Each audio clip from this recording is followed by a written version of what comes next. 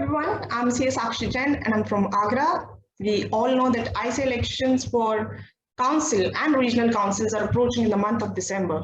And for that, we are also being approached by many candidates daily on WhatsApp messages, calls, mails, and of course through personal meetings. And you must have noticed one thing, that the candidates do not ask you for your vote, but for your first preference vote.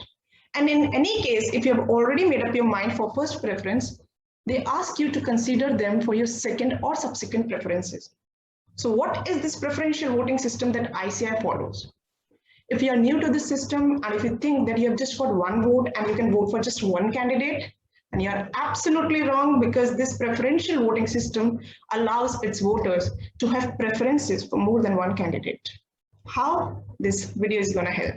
I'm making this video for detailed analysis of preferential voting. So for that, I have made a PPT with an example to simplify the process. So let's begin with PPT. I'm sharing screen here. Oh, yes. So this is, as the name suggests, IC elections 2021, and we are talking about preferential voting system. How preferential voting results are calculated, we will be learning this in this video. And the very first step towards the process is calculation of quota. I will tell you the meaning of quota a few minutes later, but first of all, let's understand the formula for this. So the formula states quota equals number of valid votes casted divided by number of vacancies to be filled plus 1. And whatever be the quotient is plus 1 to that.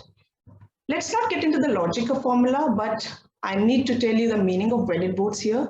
Why not total votes? Because out of the total votes casted, there may be some votes that can be declared invalid on the grounds issued by ICI. There are n number of grounds, but one or two can be if you have written your name or if you have signed your name on the ballot paper, then it will be declared invalid. Or if you have put such marks that it discloses your identity, in that case too, it will be declared invalid. There are some other grounds too, we will be discussing it later. So these invalid votes are set aside, and all the calculations are based on valid votes. So quota equals number of valid votes casted divided by number of vacancies to be filled plus 1. Now number of vacancies to be filled are not number of candidates. These are positions available, seats available in the council you're fighting for. Like if you're fighting for central council, the seats available there are 6, and if you're fighting for regional councils, then seats available there are 12. So do not get confused for number of vacancies to be filled with number of candidates. Number of candidates is a different thing. So quota equals number of valid votes casted divided by number of vacancies to be filled plus 1, and whatever the question is plus 1 to that. Now let's take an example. Number of valid votes casted 2994, number of candidates contesting the elections 10, number of vacancies 5. I've taken this figure 5 just to simplify my equation. It has nothing to do with centrals or regionals. So quota equals to 500 votes. So the next step towards this process is calculation of first preference. Continuing with our previous example, valid votes casted 2994. Out of that, candidate A has got 550 votes, candidate B has got 470 votes, candidate C has got 375 first preference votes, and like this D, E, F, G, H, I, J. So in our case, candidate A has got 550 votes and we calculated quota 500. Now is the time I will tell you the meaning of quota. Quota is the minimum amount of votes required to get elected. And any candidate whose first preferences being counted is equal to or greater than a quota gets elected. So in our case, candidate A is elected. Now what are we going to do with this 50 surplus votes? Surplus means excess over quota. So are these votes wasted? No. This is the beauty of preferential voting system, that these votes are not going to be wasted but are to be distributed to the contending candidates in a certain manner. I will tell you the manner later in my slides, but these will get distributed to the contending candidates. Now what if there is more than one candidate who surpasses quota? Whose quota will be distributed first? Then quota with the highest quota will be distributed first. And what if there is a tie in the surplus? So the returning officer shall determine it randomly whose quota to be distributed, whose surplus to be distributed first. So let's have a quick revision. What we have learned up till now, we have learned the calculation of quota. Then we have learned the counting of first preferences. Then we have learned that the candidate whose first preference being counted is equal to or greater than the quota shall be declared elected, and the surplus shall be transferred to the contending candidates, indicating on the voting paper as next in the order of voters' preference. I will tell you the meaning of this line later in my slide. Candidate A will be declared elected as he gets more than 500 votes, we have just learned, and surplus of 50 votes will be distributed to other candidates. Okay, the next step is now distribution of surplus. How surplus votes are distributed. Okay, so we have just learned that candidate A has got 550 first preference vote, and we have in our hand the surplus of 50 votes to distribute. Now suppose if only 500 out of 550 voters have exercised their second preferences. अब हम ये suppose कर रहे हैं कि उन 550 voters में से only 500 voters have exercised their second preferences, so it's obvious only 500 votes will be distributed to the contending candidates. It's obvious because only these are the votes where voter have exercised their preferential rights. So the question arises, which lot of 50 votes will be picked from these 500 votes? You just can't randomly pick out the lot of 50 because it will be unfair to the contending candidates. It will be affecting the future of the candidates.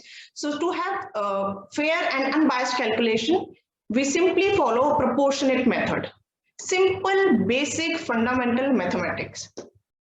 500 votes हैं हमारे hand में जिसमें second preferences मिली हैं, 50 votes हैं जो हम distribute कर सकते हैं. हम टोटल 500 डिस्ट्रीब्यूट नहीं कर सकते. कौन से 50 डिस्ट्रीब्यूट करें नहीं पता, तो हम प्रोपोर्शन निकालते हैं. हम 500 में से 50 ही वोट्स डिस्ट्रीब्यूट कर सकते हैं, तो the proportion is coming out to be 50 divided by 500, 10%. Then we will calculate in 500 votes में किस कैंडिडेट को कितनी सेकंड प्रेफरेंसेस मिली है. Like in our case candidate B gets 250 second preferences, so we will distribute 10% of 250 surplus votes to him. That comes out to be 25. Like candidate C, we assume that 100 second preferences have been given to him out of 500, so 10% of 100 comes out to be 10. Like this, 25, 10, 10, 5, and the total of surplus votes here are 50.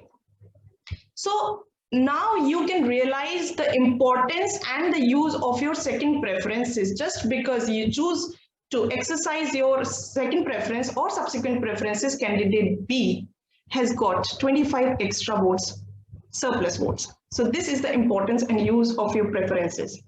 So this example was taken to tell you the importance of the preferences you marked on your ballot paper.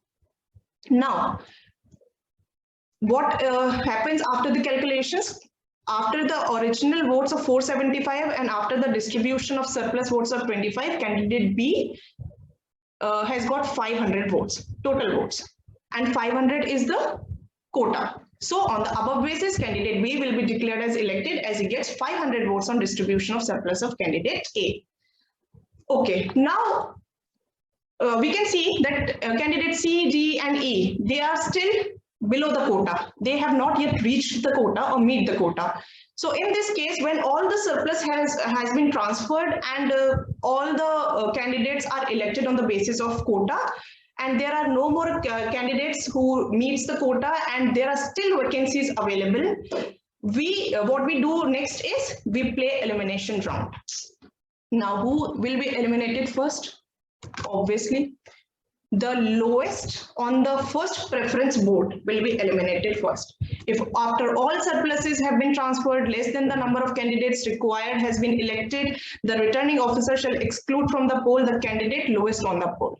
The candidate with lowest first preferences will be eliminated first. Like in our example, you can see J has got least preference, first preferences, that is 49 votes. So we will start with the elimination of J. Let's get back to the elimination round.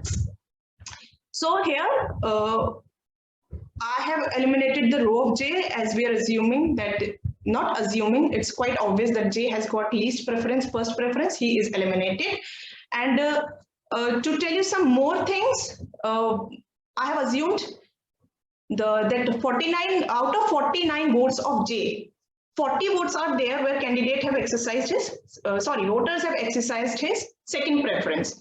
सो 49 में से 40 votes ऐसे थे जहां पे voters ने अपना second preference जो है वो एक्सरसाइज किया, 9 वोट्स ऐसे थे जहां पे सेकंड प्रेफरेंस एक्सरसाइज किया ही नहीं गया. So if second preference is not exercised, it means those 9 votes are exhausted. They cannot be passed on to the next candidate. So these are called exhausted votes. यहाँ पे आपकी vote की value खराब हो जाती है, आप अपने वोट को आगे ट्रांसफर नहीं कर पाते हो. So these are called exhausted papers.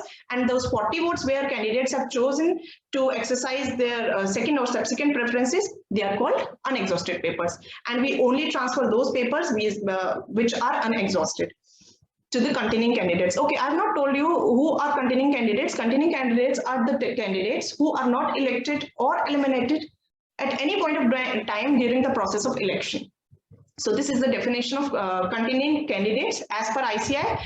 In short, they are still in race of election. So we transfer these votes to the contending candidates, and we have assumed that F has got 5 out of 40 votes and G has got 35 out of 40 votes.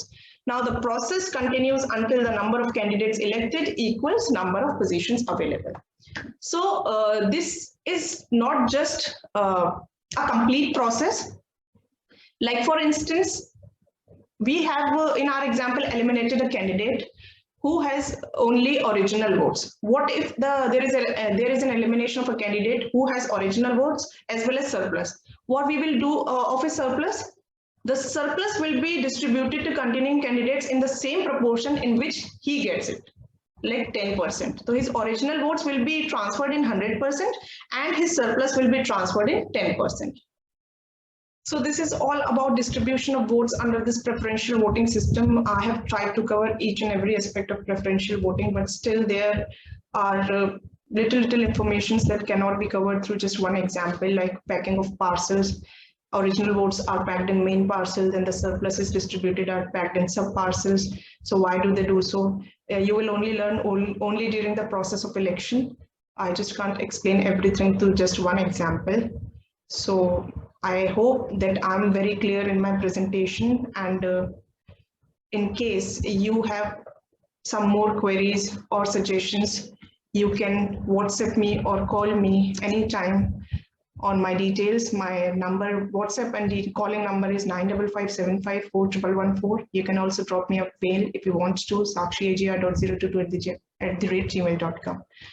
So this is all from my side. If you want more updates on IC elections, stay tuned. Thank you.